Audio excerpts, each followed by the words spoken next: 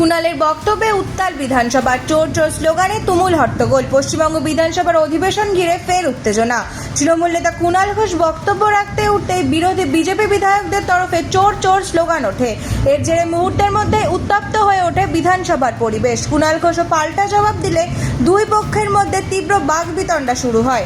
হট্টগোলের জেরে কিছু সময়ের জন্য কার্যত ব্যাহত হয় অধিবেশনের কাজ। ঘটনাকে কেন্দ্র করে রাজ্যের রাজনৈতিক মহলে শুরু হয়েছে নতুন বিতর্ক।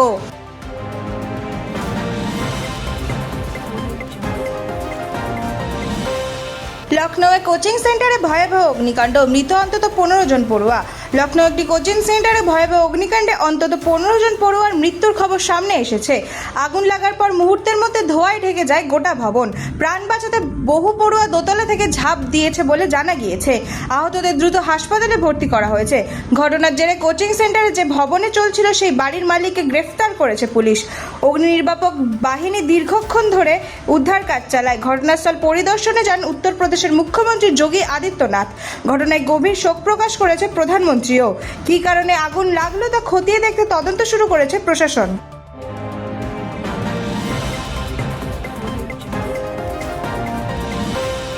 নদীর চর দখল করে ক্যাফে, দক্ষিণ 24 পরগনায় চাঞ্চল্যকর প্রশাসনিক পদক্ষেপ। ধৃত প্রাক্তন তৃণমূল বিধায়ক শওকত মোল্লার ছেলে ইমরান মোল্লার বিরুদ্ধে নদীর চর বুঝিয়ে বেআইনিভাবে ক্যাফে তৈরির অভিযোগ উঠেছে।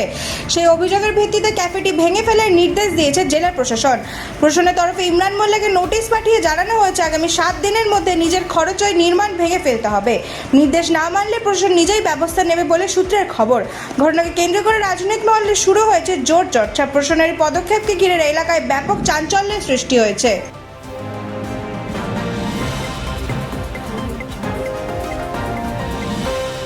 দলবিরোধী কর্মকাণ্ডের অভিযোগে তৃণমূলের একাধিক শীর্ষ নেতাকে শোকজ, রাজনৈতিক মহলে চাঞ্চল্য।